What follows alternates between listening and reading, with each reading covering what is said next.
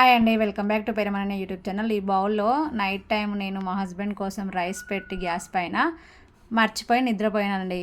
అది ఒక 1.5 అవర్ తర్వాత నాకు ఎందుకో లేస్తే చూడండి గంజి ఇలా మాడిపోయి ఉంది. అన్నం పనికి రాకుండా అయిపోయింది. దాన్ని మనం క్లీన్ చేసుకుందాం ఇప్పుడు. అందుకోసం అందులో కొన్ని వాటర్ తీసుకొని ఒక్క స్పూను మన సర్ఫ్ అండి, మనం ఏ సర్ఫ్ వాడితే ఆ సర్ఫ్, ఒక స్పూను బేకింగ్ పౌడర్, ఒక 2 నిమ్మకాయలండి వేసుకొని చూడండి దీన్ని ఒకసారి ఇలా బాగా కలపండి.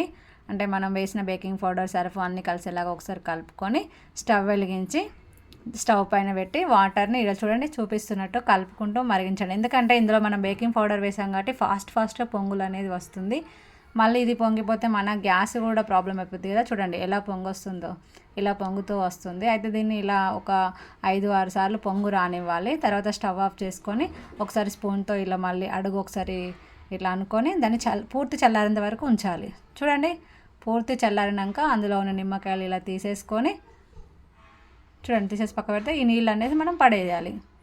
చూడండి ఆల్మోస్ట్ ఒక 60% పోయింది కదా. ఇప్పుడు మన స్టీల్ స్క్రబ్బర్ ఉంటుంది కదా అండి, స్టీల్ స్క్రబ్బర్ని మనం సబ్బు పెట్టి లేదా విమ్ జెల్ ఏది ఉంటుంది దాంతో ఇలా తీసుకొని తోమండి. బాగా ఒక 2 to 3 minutes మనం గట్టిగా ప్రెస్ చేసుకుంటూ రుద్దాలండి. రుద్దితే మనకు బౌల్ అనేది ఎలా అవుతుంది అనేది చూడండి. అసలు ఈ ఐడియా వర్కౌట్ అవుతుందా లేదా అనుకున్నాను, కానీ అసలు చాలా బాగా వర్కౌట్ అయింది ఫ్రెండ్స్. మీరు ఎప్పుడైనా ఇలానే మర్చిపోయి ఉంటే బౌల్స్ అట్టిగా వేస్ట్ పడేయకుండా ఇలా ట్రై చేయండి ఫ్రెండ్స్. ఈ వీడియో చాలామందికి యూజ్ అవుద్దని నేను పోస్ట్ చేస్తున్నాను. వీడియో నచ్చితే ఖచ్చితంగా లైక్ చేయండి. మన ఛానల్ లింక్ ఎవరైనా సబ్స్క్రైబ్ చేసుకున్న వాళ్ళు ఉంటే కూడా సబ్స్క్రైబ్ చేసుకోండి ఫ్రెండ్స్. చూడండి మనం వాష్ చేసుకున్నాక మీకు ఫైనల్గా అవుట్పుట్ ఎలా వచ్చిందో చూపిస్తాను. చూడండి క్లియర్గా బాగా అయింది కదా. మనం ఇంకొకసారి రుద్దితే ఇంకా బాగా అవుతుంది. కాకపోతే చూడండి నీట్గా అయింది కదా. వీడియో నచ్చితే ఖచ్చితంగా లైక్ చేయండి ఫ్రెండ్స్. బాయ్.